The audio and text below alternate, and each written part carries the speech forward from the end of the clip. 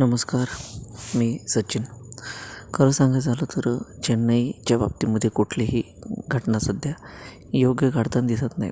220 धावांचा पाठलाग करत असताना सुरुवात चांगली झाली, विकेट काही पडल्या नाही.